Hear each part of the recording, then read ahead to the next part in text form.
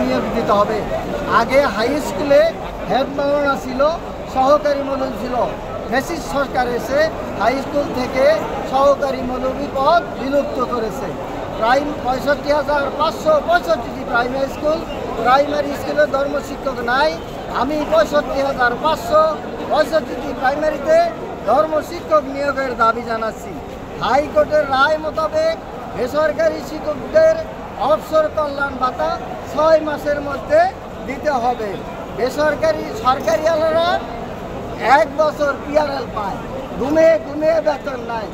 আর বেসরকারিরা যেদিন অবসরে যায় তারপর দিন থেকে এতিম, তাদের অবসর কল্যাণ ভাতা টাকাটা 6 মাসে কেন 6 বছরে পায় না। 600 কোটি না 800 কোটি টাকা ফ্যাসিস্টের দোসর সাজুরা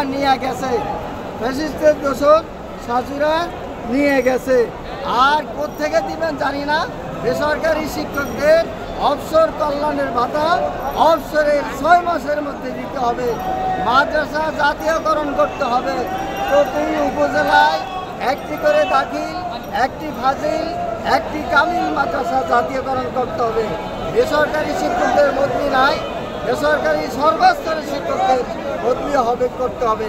এর একমাত্র সমাধান শিক্ষা ব্যবস্থা জাতীয়করণ। বেসরকারিতে সহযোগী অধ্যাপক নাই। বেসরকারি শিক্ষকদেরকে সহযোগী অধ্যাপক দিতে হবে। বেসরকারি শিক্ষকদের এমপিল পিএইচডি যারা আছে, সরকারি আলাদা 3টা ইনক্রিমেন্ট পায়, বেসরকারিরা পায় না।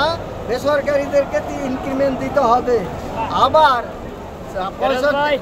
বহু হাজার প্রাইমারি জাতীয়করণ হয়েছে, ফাঁকে দিয়ে 500 মতো বাদ পড়ে গেছে, তাদের গেজেট হয়েছে। ওই প্রাইমারিগুলো জাতীয়করণের দাবি জানাচ্ছি।